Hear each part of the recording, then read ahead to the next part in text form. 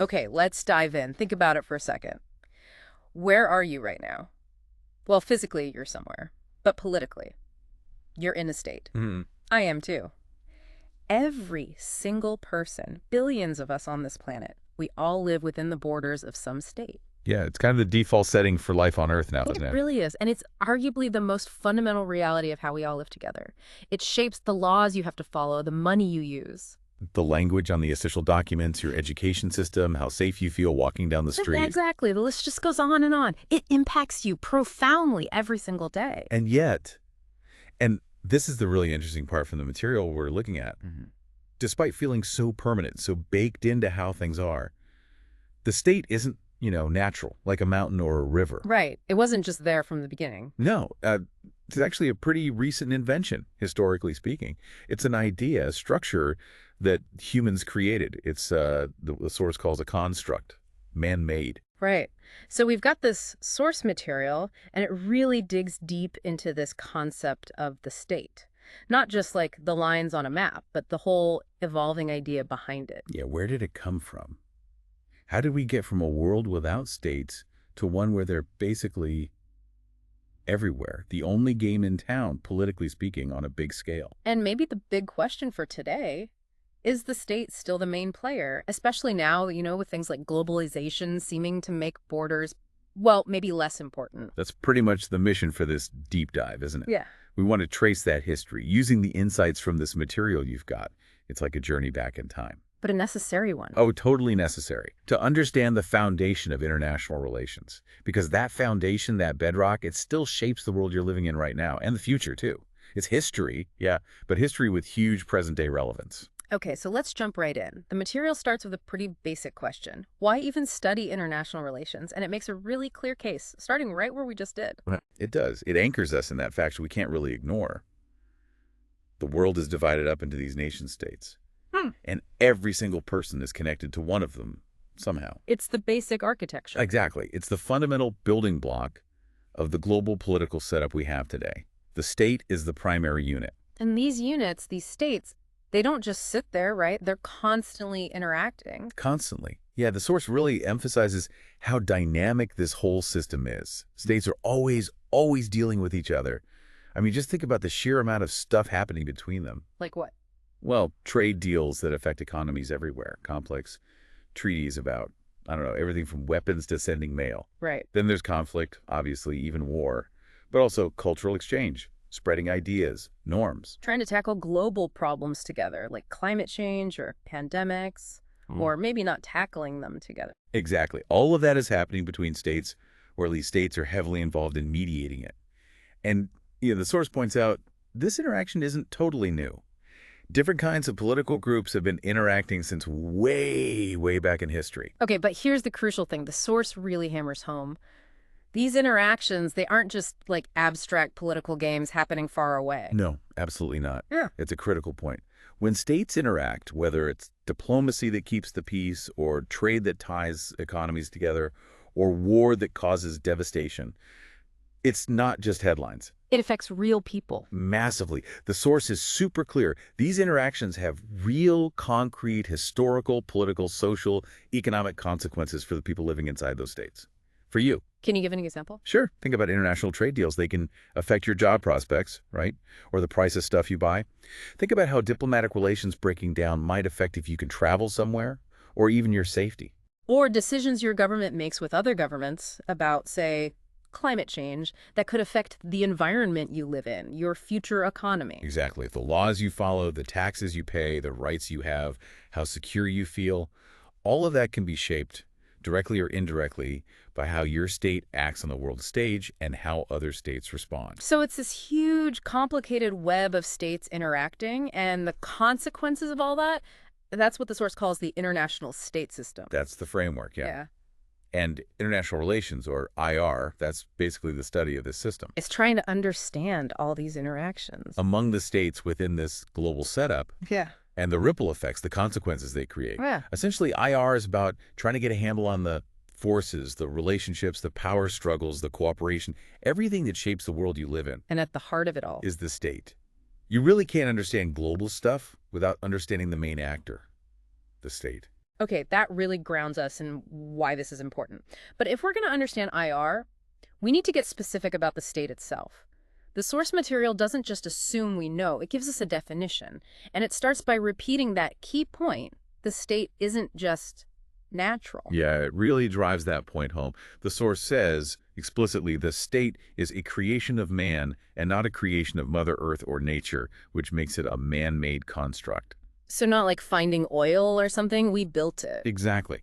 Humans came up with it, designed it, built it over a long time for human reasons. It's an invention, basically. And the definition it gives is pretty specific. It lists the key ingredients, you could say, that make up a state in this system. Yeah, it lays it out. The state is a political association that has a defined territory with a permanent population to be governed by a government which is sovereign. That's the whole package according to the source. Okay, let's break that down just a bit. A political association, all right, a group organized to make decisions together, has a defined territory, okay, clear borders, a specific piece of land it controls, Yep. Can't be wishy-washy about where it is. with a permanent population, the people who actually live there, they're rooted there. Right, not just passing through. Governed by a government seems obvious. There's someone in charge making rules, but then that last bit, which is sovereign. Yes, sovereignty. That's the really crucial ingredient, isn't it? It's what makes the modern state different from a lot of older ways people organize themselves. The source definitely flags sovereign as super important. We'll dig into what that really means later, but for now, it's a core part of the definition. Absolutely non-negotiable for how this material defines the state. It's what gives it its special status, its power in the international system. So why is it so important for studying IR that we use this specific definition? Why does it matter that a state needs all these things: territory, people, government, and sovereignty? Because, basically, these specific things are what the whole modern international system is built on. We talk about who the actors are in IR, who signs treaties, who goes to war, who gets recognized by others. We generally mean an entity that ticks all these boxes. You need territory to interact spatially. Exactly. You need people to govern or represent. You need a government to actually do things, to act. And without sovereignty, at least after a certain point in history we'll get to, you weren't really seen as a fully independent player on the same level as everyone else. So this definition isn't just academic talk, it's the blueprint for figuring out who's who and how they relate on the world stage. Pretty much, yeah. It sets the framework for analyzing global relationships and power.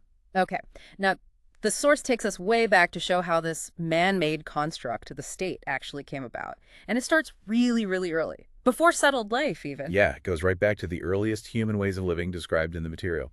Man started out mostly as a hunter-gatherer. Meaning always moving. Yeah, had to be nomadic. Following the herds, finding seasonal plants, just constantly searching for food and resources across the landscape. No fixed address. Definitely no concept of owning a specific plot of land forever. Not really, no. Your connection was more to your group, your band, not a fixed place. But then the source talks about this massive change, a huge revolution, really, learning how to farm, agriculture, and domesticating animals. That changed everything. Fundamentally, because suddenly you didn't have to chase the food. You could grow it, raise it, right where you were. So you could stay put. Exactly. The source says humans could finally do away with his nomadic life in favor of a settled life. People could plant crops, wait for them to grow, raise animals nearby, and when people settled in a good spot, fertile land, access to water, the population in that place started to grow bigger than those small wandering bands. Which led to what the source calls microcosmic societies, little societies. Yeah, small-scale communities, people living together permanently in one spot. Not huge or complex yet, but it was the first big step away from being nomads towards settled groups. And the source mentions they often settled near rivers. It even points to the Indus Valley civilization as an example. Yeah, that detail's important. It wasn't random. They needed water not just for drinking, but crucially for watering the crops, which was the whole basis of staying put. Rivers also meant maybe fish, transport. Maybe even a bit of defense sometimes. Yeah. Yeah. So resources really dictated where people settled and allowed these communities to grow in one place. These weren't states yet, obviously, but they were the essential starting point, the building blocks. Okay, so people settle down, populations grow, they're farming. As these groups got bigger, what new problems or needs popped up, according to the source? Well, as these settled groups grew, life got more complicated than in a small band. More people bumping into each other, more stuff to argue about stored food, land, whatever. The potential for conflict, for chaos, really increased. So the source says a clear need emerged, a need to establish a code of conduct for the members of the society to impose a form of order on the chaotic tribes. You needed some rules for living together, otherwise things could just fall apart. Makes sense. Rules are needed. But just having rules, that's often not enough, is it? Exactly. The source points this out too. You need someone to make sure people actually follow the rules. Once the rules of societal interactions were established, further need arose to create an authority to enforce these rules. You need a ref, basically. Yeah, or a cop. Someone with the power to say, hey, you broke the rule, here's the consequence. Order needs enforcement. And how did this authority figure, this leader, come about in these early societies? What does the source say? It traces a kind of evolution. Initially, it says authority often went to the most elder people, in small groups, wisdom, experience, knowing the traditions that probably carried a lot of weight. Okay, respect your elders. Right.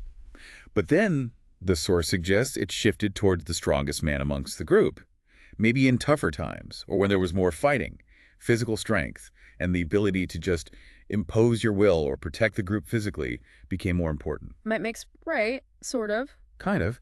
And then, over time, this maybe more unstable rule by the strongest guy seemed to settle into the figure of a strong chief, which sounds a bit more like a stable, maybe inherited or recognized position of leadership, not just whoever won the last fight. Okay, so keeping order inside the group was one big reason for having a leader. What was the other major reason the source points to? Maybe even more important. Protection.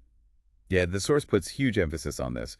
Besides internal order, there was this absolutely fundamental need to protect the settlement from attacks by members of the other groups. Outsiders, other tribes. Exactly. Settling down meant you had stuff, stored food, maybe better huts, that made you a target for nomads or other groups who weren't doing as well. And you had to protect not just the people, but also the land occupied and the resources there. So defense was maybe even more basic than internal rules. The source makes a really strong claim here. It says, thus, protection emerged as the most rudimentary reason of political formations. The most rudimentary. Wow. Think about that. The most basic, fundamental reason people agreed to follow a leader, to form a collective political group in the first place, was just survival. Security from outside threats, protecting the group, the land, the food. That need for safety was like the very first job description for a leader.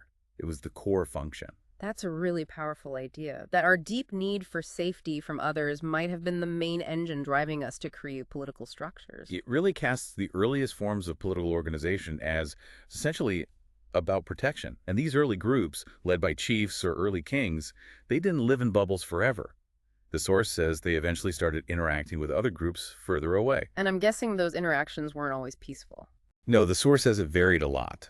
Sometimes it was about conquest, to subjugate the other area and enhance one's own area. Basically, using your group's power to take over someone else's land and resources. Early imperialism, really. Bet other times. Other times, the goal was mutual coexistence.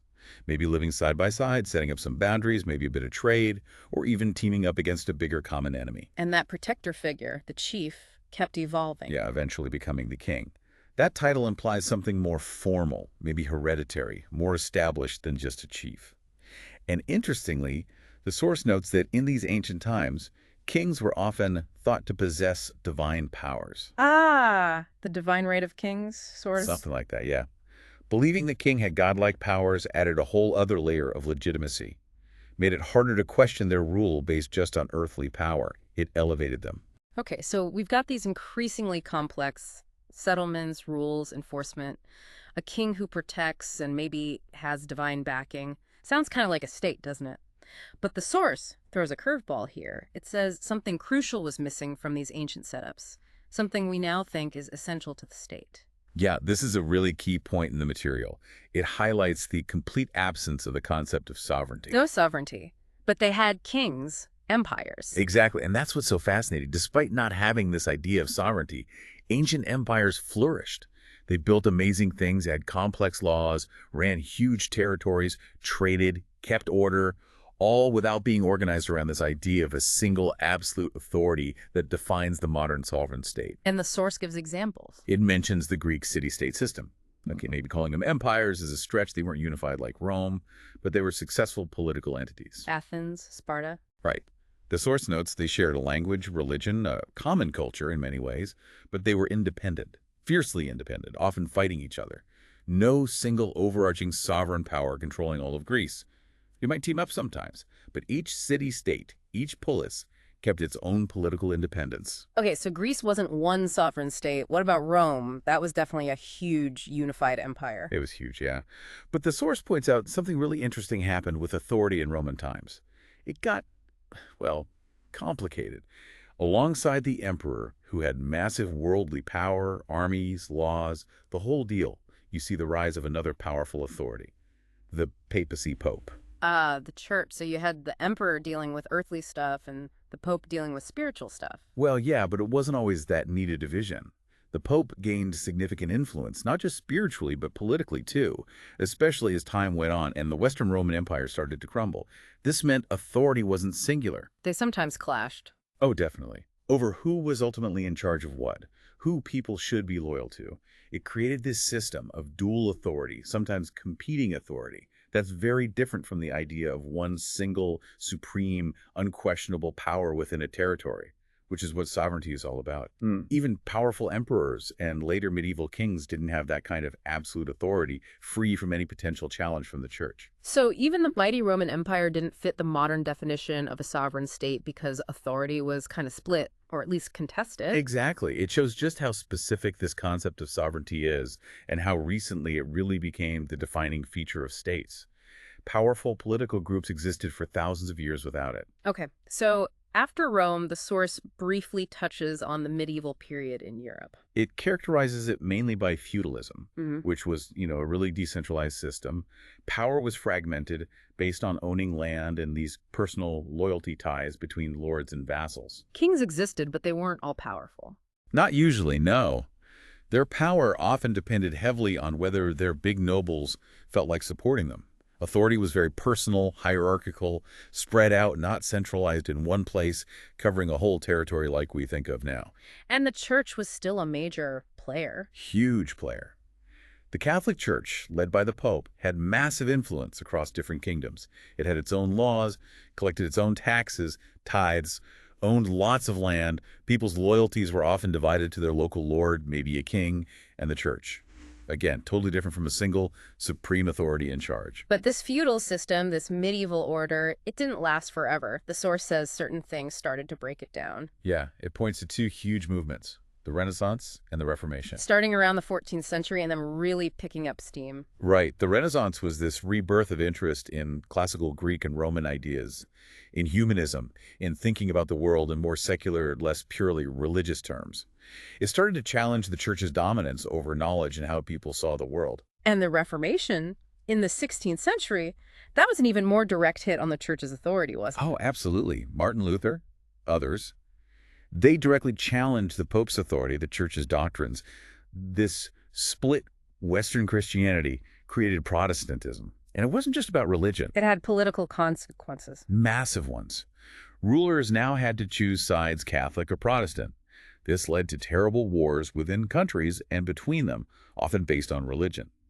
The source says these movements effectively broke down that old feudal order tied to a unified Christian Europe and paved the way for something new. Rulers got tired of the religious wars and started wanting to control things, including religion, within their own borders, without outside interference of the Pope. And that something new is the birth of the modern state system. The source pinpoints a specific moment, a specific event, as the real starting point. Yes. This is the absolute key moment in the source's historical story. 1648, the Peace of Westphalia. Which ended the 30 Years' War. It did. Which was this incredibly brutal war, fueled by religion and politics. But Westphalia did more than just end a war. The source says flat out that it created the first ever modern nation states based on the idea of sovereignty. This is the watershed moment, the origin point of the state system we basically still live in today. So what actually changed with Westphalia? How did it create these sovereign states? Well, the source explains there was a fundamental shift in how governing worked. Kings, monarchs, who'd already been gathering power for a while, they not only became absolute in their power inside their own territory, Absolutely. they went on to shrug off papal authority over the state. So that long-running tension between kings and popes going way back was finally settled. in favor of the king within his own kingdom. Pretty much, yeah. The treaties basically recognized that the ruler of a territory was the supreme boss within that territory, independent of the Pope, independent of the Holy Roman Emperor, who was another kind of supranational figure. There was this principle, cuius regio, ius religio, whose realm his religion, meaning the ruler got to decide the official religion of their state. A direct rejection of outside religious meddling. Exactly. Yeah. It cemented the idea that there was no higher authority, political or religious, above the ruler within the state's borders. That concentration of power internally and that independence from outside authority, that is the core of Westphalian sovereignty. It created, at least in theory, legally equal political units in Europe. And the source calls this whole shift the birth of modern statecraft. Yeah, moving away from that messy, overlapping medieval system to one where the sovereign state with its clear borders, people, government, and that absolute sovereignty becomes the main legitimate player on the world stage. Okay, so after 1648, you have these sovereign nation states established in Europe. What happens then? The source talks about growth and expansion. Right. With this new setup, the source says these nation-states started to flourish under the rule of these monarchs. Having clear control, defined borders, no higher boss, rulers could do things more effectively. Like what? Like collect taxes more reliably, build up standing armies loyal just to the state, not some local lord, build roads, canals, things that help trade and administration. This consolidation of power let them push for national goals more effectively. And this internal growth, this newfound growth, it led somewhere else, according to the source. Yeah, it led outwards. It generated an urge to expand and indulge in practices like imperialism and colonialism. So once they got their house in order, they started looking to grab more houses. Kind of, yeah. States started competing to increase their wealth, their power, their prestige by acquiring territories and resources outside Europe. Sovereignty meant they were independent actors, free to scrap with each other on the global stage for dominance. And the source connects this urge to expand with some big economic and technological changes happening around the same time. It does, yeah. It explicitly links it to mercantilism that emerged during this period, along with industrial revolution and colonization. Mercantilism. That was the idea that wealth is power and there's only so much wealth to go around. Basically, yes. Measured mostly in gold and silver. So states tried to sell more than they bought, create a trade surplus. They saw the global economy as a competition. If I win, you lose. And colonies were seen as essential for this. How so? Colonies provided raw materials the home country didn't have, and they were also guaranteed markets where the home country could sell its manufactured goods, all controlled to benefit the colonizing state. And the Industrial Revolution just poured fuel on this fire. Absolutely. Starting in the late 18th century, it gave European states the tools for massive expansion. Steam power ships, trains meant you could project power and move stuff vast distances much faster. New weapons, too, presumably. Definitely gave them a military edge. And factories needed huge amounts of raw materials, cotton, rubber, metals, and needed markets to sell all the stuff they were churning out. This created massive economic incentives to go out and control territories in Africa, Asia, the Americas. Colonization was how these sovereign European states did it, extending their control, exporting their state model along with their power. So this intense period of states expanding, fighting over colonies and resources, it sounds like a recipe for conflict between the major powers. Yeah, absolutely was. Yeah. And the source says the ultimate result was that the imperialist world learnt its hard lesson during the World War I. All those rivalries, alliances, arms races. Yeah, all fueled by industrial power and competing state ambitions, all stemming from these sovereign states jostling for power. It all blew up in World War I. A catastrophic global conflict between states. And even after that terrible war, the attempt to build peace. The source isn't too positive about the Treaty of Versailles. No, it points out that the peace settlement, the infamous Treaty of Versailles, actually sowed the seeds for the next total war, the World War II. How so? Well, the terms forced on Germany were really harsh, created a lot of resentment. Drawing new borders created new problems, new minority groups stuck in the wrong country. And the League of Nations, which was supposed to stop future wars, it basically failed. Why did it fail? Because the member states, still fiercely protective of their sovereignty, weren't willing to give it the real power or resources needed to enforce collective security. States still put their own interests first, undermining the whole idea. So the state remained king even when trying to prevent state conflict. leading eventually to World War II. Tragically, yes. Okay, so the first half of the 20th century sees these horrific world wars driven by state competition. What happens after World War II? Well, the aftermath saw a huge shift in global power. The old European empires were exhausted, weakened, and in their place, the source highlights the rise of superpowers, the USA and the USSR. Two giants left standing. Pretty much. States with unprecedented scale, economic clout, military might, including eventually nuclear weapons. And their relationship defined the next few decades, didn't it? Absolutely. Their deep ideological differences and strategic competition, what the source calls their mutual mistrust, led straight into the extended Cold War period. Not a direct war between them, but No, but a global struggle fought through proxy wars, espionage, arms races, economic competition, propaganda. The whole world was basically divided into two camps, led by these two dominant states and their alliances, NATO and the Warsaw Pact.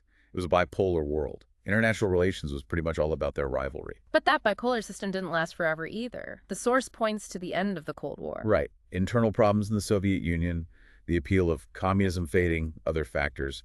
It led to the eventual collapse of the USSR in 1989. Which brought the Cold War to a sudden end. A very decisive end. And with one superpower gone, the source says the world entered a phase often called unipolarity, the USA emerging as the surviving power bloc. For a while, there wasn't really another state that could challenge U.S. dominance on a global scale. And it was specifically in this period after the Cold War, during this unipolar moment, that the source says a powerful new force really took center stage. That's right. This time, with less superpower friction and with technology accelerating, saw a subsequent rise of a new force in the world called globalization. So the source places the big surge in globalization after the Cold War ended. It seemed to position its rapid acceleration and really profound impact Yeah. as especially prominent then, yeah. The Iron Curtain fell, free market ideas spread, communication tech, like the internet, and transport got faster and cheaper. Yeah. It all enabled this massive increase in cross-border stuff. Which brings us right up to the modern day and a huge debate that started swirling around the turn of the century. Exactly.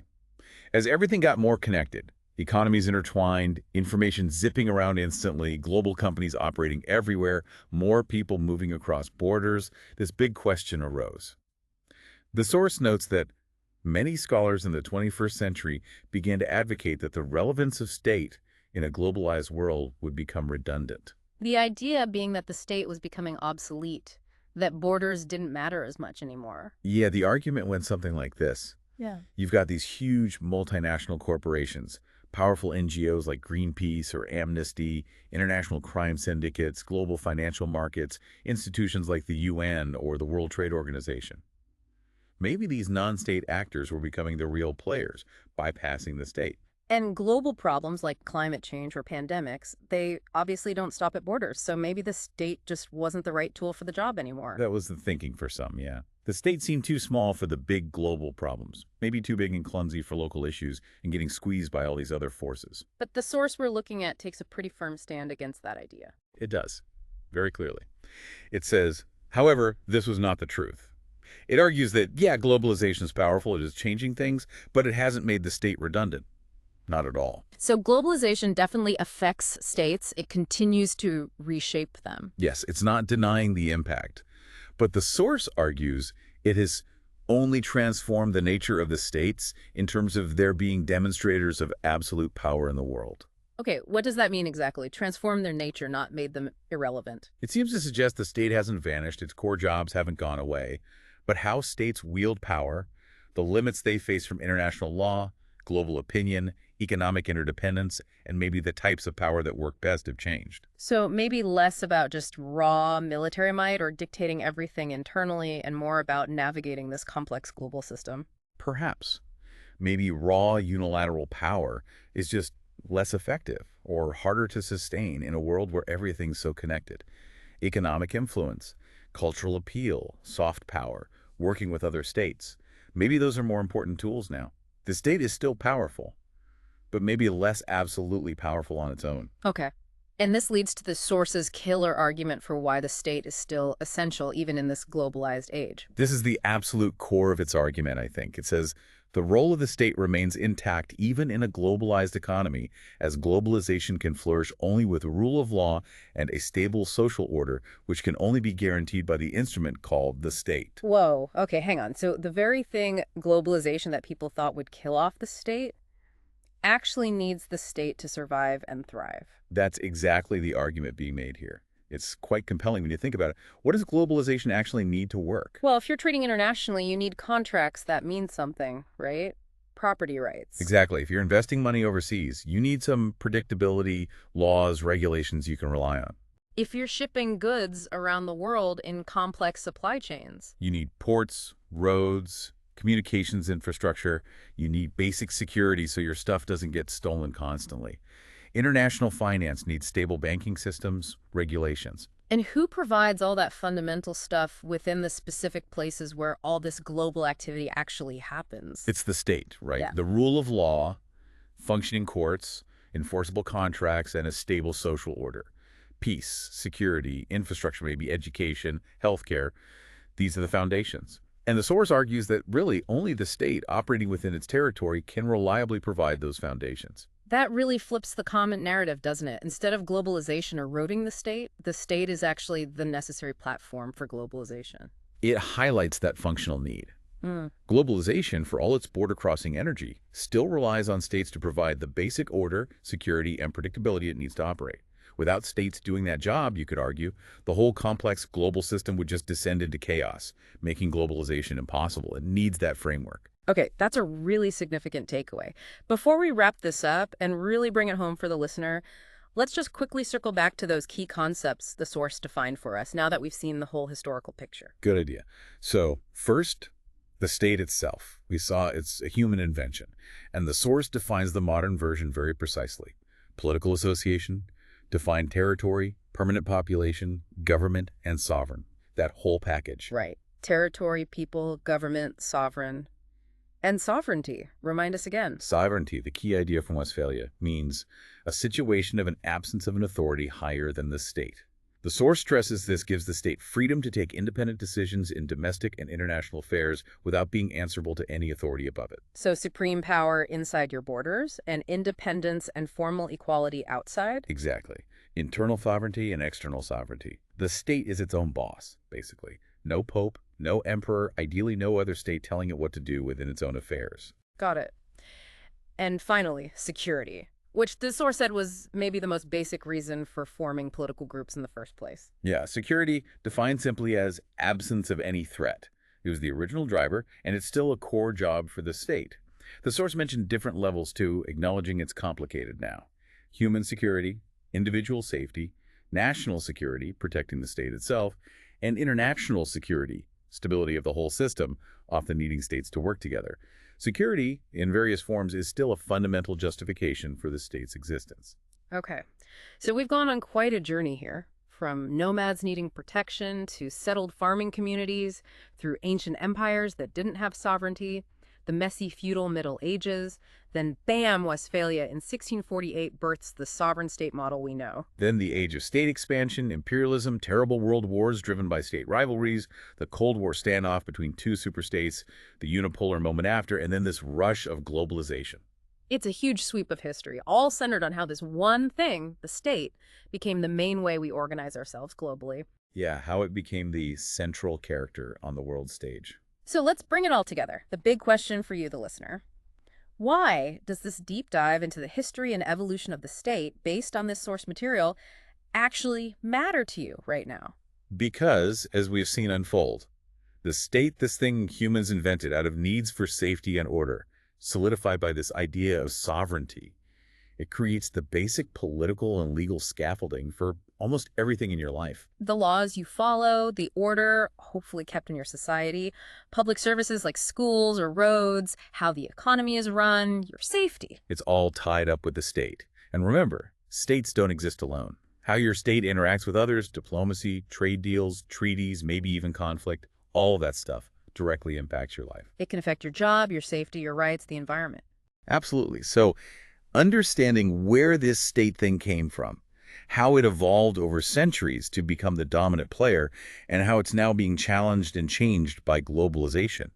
It helps you make sense of the world around you. It gives you context for the news, for politics, for the economy. It's like knowing the operating system of global politics. Understanding the history is like seeing the source code. It helps explain why things run the way they do. Yeah, it provides that crucial layer of understanding. Otherwise, it's all just stuff happening. Exactly. We started with that basic fact. Everyone lives in a state, and it affects us deeply. This journey, using this material, has shown us that wasn't inevitable.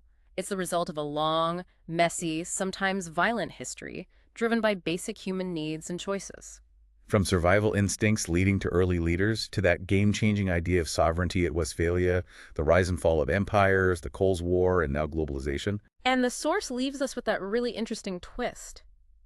The state isn't fading away because of globalization. Its role persists because globalization actually needs the state to provide stability and rule of law. Right, it needs that framework to function. Which, considering everything we've just discussed, kind of leads to a final, pretty important question for you to think about. If globalization is transforming the state, as the source says, connecting everything, creating new pressures like pandemics, climate change, financial crises that ignore borders, and at the same time, globalization needs the state to be stable, well, what happens if those very pressures from globalization start to seriously undermine the state's ability to provide that necessary stability and order? That's a fantastic point. It highlights this real tension, doesn't it? The very force that depends on state stability might also be the force that strains states, maybe even breaks them in some cases. So how does the state keep evolving? How does it cope with global problems that demand global solutions while still being based on territorial sovereignty? And what does stable social order even mean in a world this interconnected, where shocks travel instantly? It really makes you wonder about the future trajectory of the state, doesn't it? Given these powerful, contradictory forces. It does. So this history isn't just about the past. It gives you the tools to think critically about the state's role today, the immense challenges it faces, and how it might continue to change in your lifetime. Definitely something to keep thinking about. This deep dive, drawing on this material about the state's long journey, really does give you a fundamental lens for viewing the world. Hope it sparks some thoughts.